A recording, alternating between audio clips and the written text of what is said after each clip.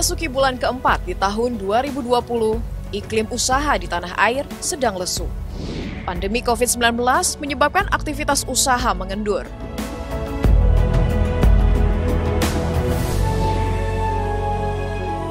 Industri pengolahan, perdagangan, hotel, dan restoran, serta pengangkutan adalah sebagian sektor usaha yang tertekan kala pandemi disebabkan adanya penurunan permintaan dan gangguan pasokan. Semua bisnis di berbagai sektor, baik skala besar maupun UMKM dan skala rumah tangga, menerima dampak secara langsung dan tidak langsung. Ya, menurun banyak. Menurunnya seperti apa, Bu? Ya, pasar kan tutup, nggak bisa. Jadi mau pasar, tempat pariwisata juga tutup. Karena itu tempat-tempat hiburan juga tutup. Yang nggak ada, kok pemasukan nggak ada. Artinya dampaknya juga menumpuk barang nggak ada. Demi menahan penyebaran virus, selain menerapkan protokol kesehatan pencegahan penularan COVID-19, pemerintah juga mengeluarkan berbagai kebijakan.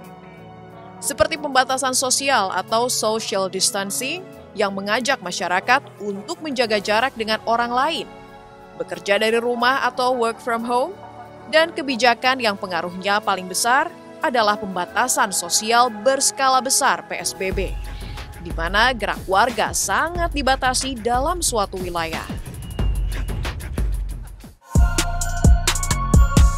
Sebagian besar kegiatan yang melibatkan publik dibatasi, seperti aktivitas perkantoran atau instansi, kegiatan keagamaan, sarana hiburan, dan transportasi umum. Segala pembatas tersebut sangat memengaruhi dunia usaha. Banyak pelaku usaha tidak bisa berjualan lagi, sebagian terpaksa menghentikan roda produksi lantaran sepinya pesanan. Seretnya likuiditas keuangan perusahaan ditambah beratnya beban biaya tenaga kerja, membuat pemutusan hubungan kerja PHK menjadi salah satu opsi bagi para pengusaha. Di samping itu, pandemi turut membentuk kebiasaan baru di masyarakat. Tidak hanya kaum pekerja yang terbiasa bekerja dari rumah, tapi juga masyarakat umum dengan pola konsumsi dan gaya hidup mereka. Perubahan yang terjadi memberikan efek besar terhadap konsumen dan produsen.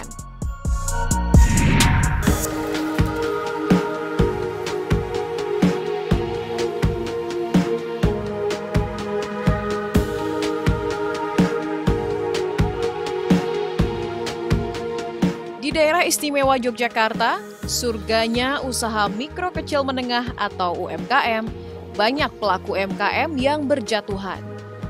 Toko-toko di distrik perniagaan di sepanjang Jalan Malioboro pun menutup operasionalnya.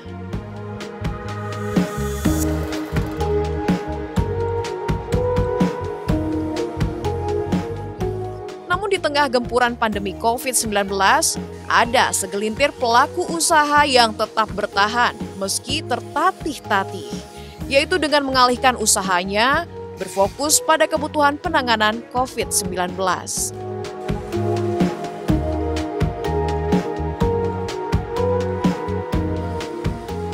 Strategi beralih usaha inilah yang digunakan Erniati, warga Padukuhan Jagan, Desa Canden, Kecamatan Jetis, Kabupaten Bantul, Daerah Istimewa Yogyakarta.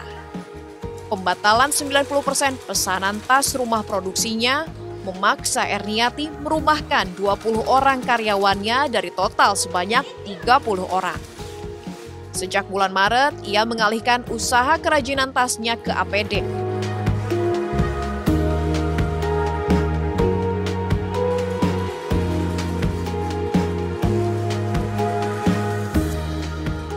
Sepinya pesanan nyaris membuat usaha tas Erniati berhenti total.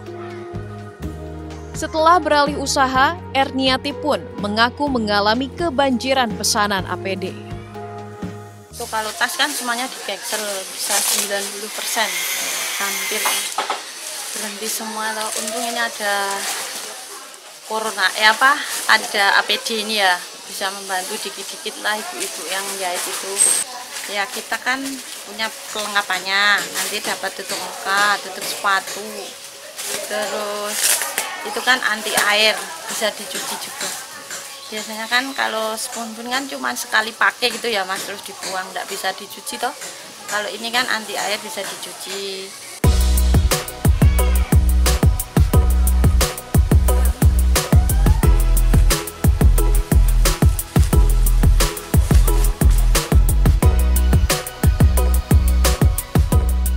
Tiga jenis kain digunakan Erniawati dalam pembuatan APD. Spunbond 75 dan 100 gram, Taslan Milky, dan laminasi DuPont. Sejak beralih ke pembuatan APD, lebih dari 8.000 lembar pakaian APD telah terjual. Satu set APD buatan rumah produksi Erniati yang sesuai standar yang telah ditetapkan oleh Kementerian Kesehatan, dilengkapi pelindung wajah dan penutup sepatu. Seiring meningkatnya kebutuhan akan APD untuk penanganan COVID-19, Kemenkes mempermudah penerbitan izin edar bagi industri yang memproduksi APD. Syaratnya, produksi APD tersebut harus memenuhi standar yang telah ditetapkan oleh Kemenkes. Untuk APD yang dinyatakan belum sesuai standar, bahan yang ada di dalam pedoman Kemenkes, serta belum memenuhi standar uji yang telah ditetapkan, masih bisa digunakan di area-area dengan tingkat penularan COVID-19 yang rendah.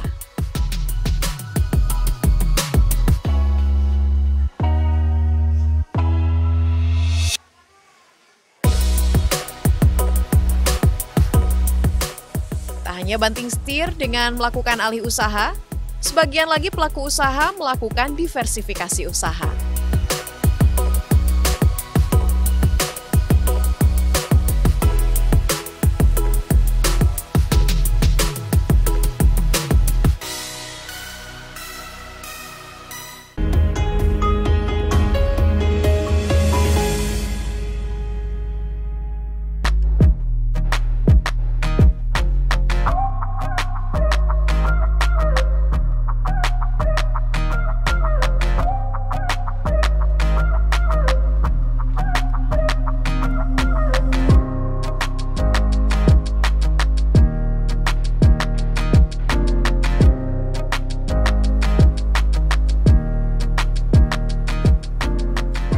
Selain Erniati yang mampu bertahan di tengah pandemi dengan memproduksi APD, ada Susi Astrini, pelaku usaha alih daya, yang menyediakan tenaga kerja di bidang jasa keamanan dan kebersihan.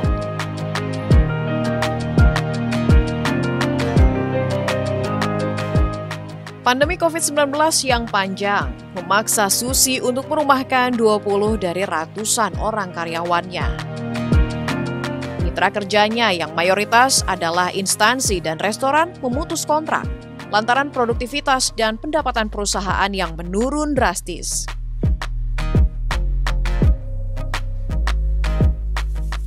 Di bulan April saja, PT Florida Sejahtera Abadi, di mana Susi Astrini menjadi pimpinan, mengalami penurunan omset sebesar 20%. Sebagai layanan jasa yang bergerak di bidang security service dan cleaning service, imbas itu cukup terasa, terutama untuk masalah dengan klien-klien kami yang kebanyakan di klien kami cukup banyak ragamnya Mas. Jadi ada resto, perhotelan, instansi dan perusahaan. Itu yang cukup terimbas adalah di jasa untuk restoran ya. Karena apa? Karena memang produktivitas mereka juga berkurang, otomatis pendapatan berkurang, dan otomatis kontrak dengan kami terputus. Demi tetap aktifnya neraca keuangan di tengah pandemi dan kewajiban terhadap perbankan, Susi pun melakukan strategi diversifikasi usaha. Berkat Flori, tak sekedar menawarkan layanan kebersihan, tapi juga disertai penyemprotan cairan disinfektan menggunakan alat yang menghasilkan uap panas. Disinfeksi adalah proses pembunuhan atau pengurangan jumlah mikroorganisme ke tingkat bahaya yang lebih rendah. Sasaran disinfeksi antara lain lantai, dinding, dan perabot rumah atau kantor. Selain itu, juga menyasar benda yang sering bersentuhan dengan tangan seperti pegangan tangga, gagang pintu, telepon, keyboard komputer, saklar lampu, peralatan dapur, dan kamar mandi. Permintaan akan jasa kebersihan dan disinfeksi untuk menjaga higienitas sangat tinggi selama masa pandemi. Peluang inilah yang ditangkap untuk mengembangkan usaha Berkat Flori. Susi mengaku permintaan layanan kebersihan on-call bagi rumah tangga mengalami peningkatan 25% dibandingkan sebelum pandemi corona. Untuk layanan cleaning service, kami tingkatkan dengan jasa yang lebih tinggi manfaatnya, yaitu melalui disinfektan cleaning. Nah, disinfektan cleaning ini di sini kami memberikan layanan lebih, yaitu berupa dengan peralatan yang lebih tinggi manfaatnya, yaitu dengan cara uap panas yang kami perbarui dari sistem yang lama, kemudian disinfektan. Jadi satu paketan yang lengkap, di mana hasilnya adalah mematikan kuman, yang itu sangat dibutuhkan pada masyarakat pada umumnya pada saat ini. Kendati bekerja di tengah merebaknya virus corona, Susi tetap menerapkan protokol kesehatan COVID-19 pada seluruh karyawannya. Selain mengenakan perlengkapan APD, karyawan diberikan vitamin dan makanan sehat untuk meningkatkan imunitas tubuh.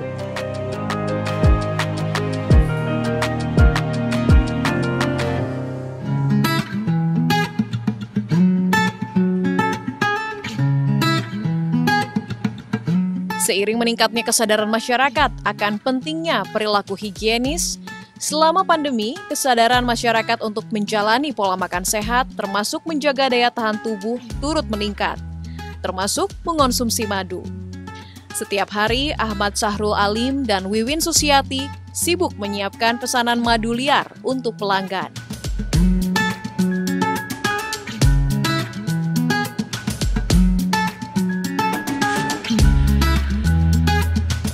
Mulai dari memeras madu, menyaring madu hingga mengemasnya agar siap dikonsumsi. Ya, sejak COVID-19 merebak, madu liar kerap dicari karena dipercaya mampu menambah stamina dan imun tubuh agar kebal terhadap serangan virus dan penyakit.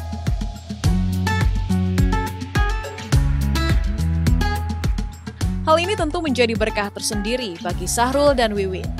Pesanan yang sebelumnya hanya 5 hingga 10 botol dalam seminggu, kini meningkat tajam menjadi 50 botol per minggu. Jenis yang dijual cukup beragam, antara lain dorsata alias madu hutan liar yang tak bisa diternak, apicerana atau madu tawon kecil, dan madu trigona atau madu kelanceng.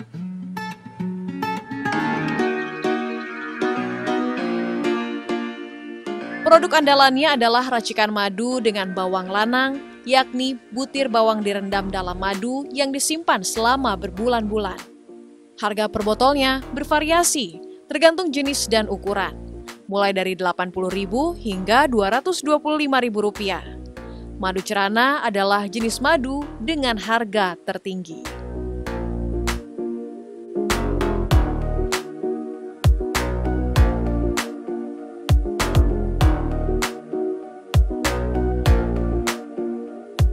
Fermentasi dengan bawang lanang ini sangat bagus karena ini sangat membantu menambah imun dan daya tahan tubuh. Betul, sangat berpengaruh dan alhamdulillah penurunannya meningkat untuk saat pandemi saat ini. Yang pesan juga ada yang dari sekitaran Jember, Banyuwangi, Surabaya, bahkan dari luar Jawa. Ada yang dari Tangerang, juga kemarin itu dari Kalimantan Tengah.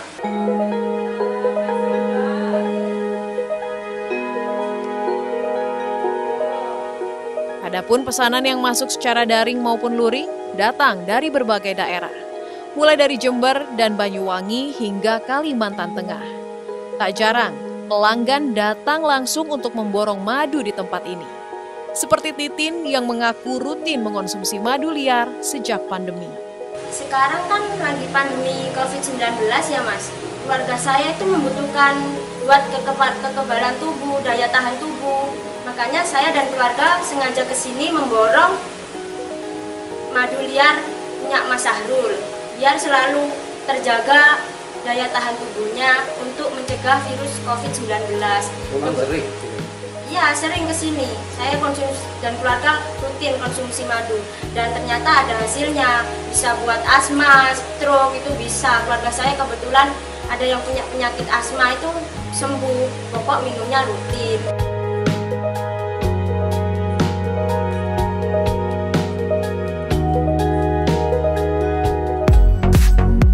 Selain usaha-usaha di sektor terkait kesehatan dan medis, industri kecil dan menengah yang bergerak di bidang agro juga justru lebih mampu bertahan di tengah pandemi.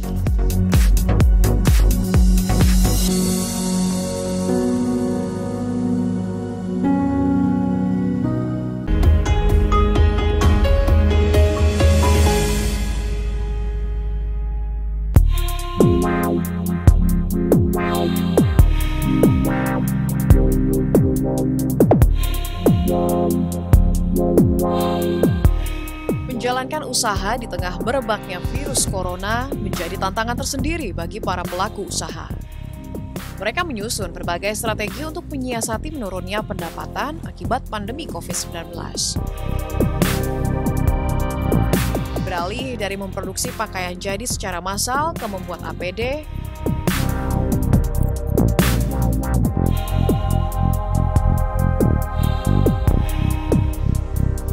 dari menyediakan layanan kebersihan, diversifikasi menjadi layanan penyemprotan cairan disinfektan. Pandemi menyebabkan terganggunya bisnis di hampir semua sektor. Kendati demikian, juga memunculkan peluang dan harapan. Ada sektor-sektor relevan yang justru bisnisnya membaik.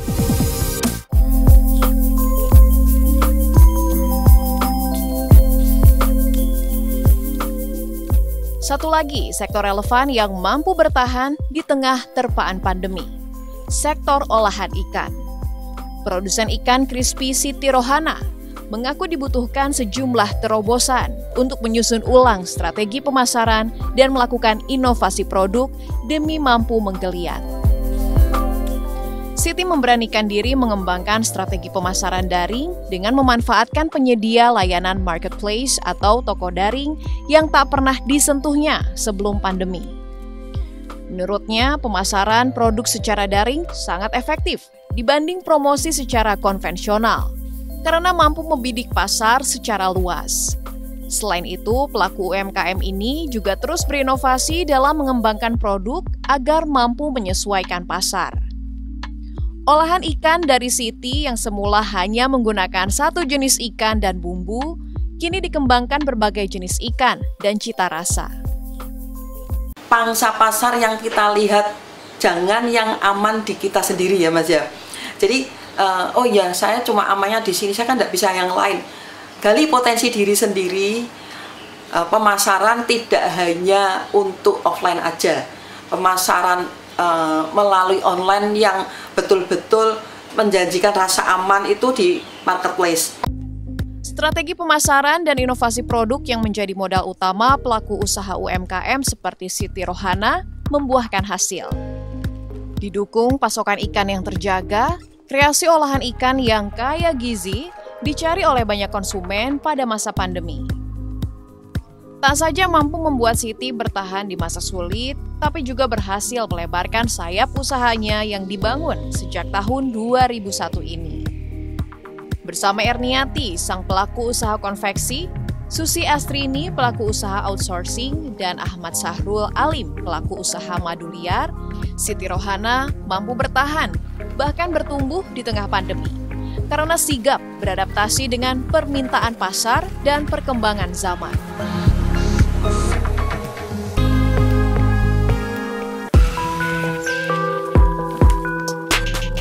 Dinas Perindustrian dan Perdagangan DIY menilai selain yang terkait sektor medis, kesehatan, dan perdagangan daring, industri kecil dan menengah yang bergerak di bidang agro yaitu yang mengarah pada makanan olahan juga justru lebih mampu bertahan di tengah pandemi.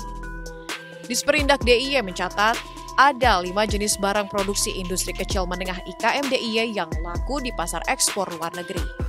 Pakaian jadi, perabotan, sarung tangan kulit, minyak atsiri, dan papan kemas dengan negara tujuan Amerika, Jerman, Belanda, Jepang, Korea, serta Australia. Kendati demikian, ada 50% IKM yang terhenti produksinya lantaran ketiadaan pesanan. Untuk kegiatan-kegiatan yang ternyata masih eksis ya, di masa pandemi ini, itu pun juga kami mempunyai beberapa industri yang bergerak di bidang agro. Bidang agro ini lebih ke arah makanan, termasuk hasil hutan. Ya, makanan umpamanya ada makan termasuk minum ya, gudeg kaleng, wedang uwo, olahan coklat, susu kambing, kemudian olahan ikan tuna, kemudian sambal gula semut. Ini ternyata ini tetap eksis dan mampu untuk menjual. Jadi ini beberapa hal yang tetap masih bertahan di masa COVID ini. Kemudian yang terkait dengan pakaian yang dulu itu sering menuju ke arah fashion ya, produknya itu, dia beralih untuk menciptakan atau membuat APD, ya, alat pelindung diri semacam masker.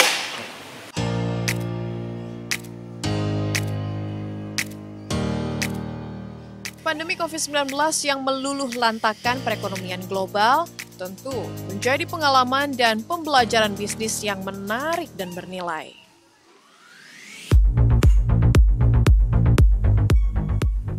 Ketika orientasi terhadap pasar di era pandemi digarap serius, maka para pelaku usaha dapat mempertahankan bisnisnya, bahkan memperluasnya dengan kreativitas maupun inovasi. Karena krisis akibat pandemi tidak akan berakhir dalam waktu dekat. Tidak ada yang bisa memprediksi kapan tingkat konsumsi masyarakat dan perekonomian bisa bangkit kembali.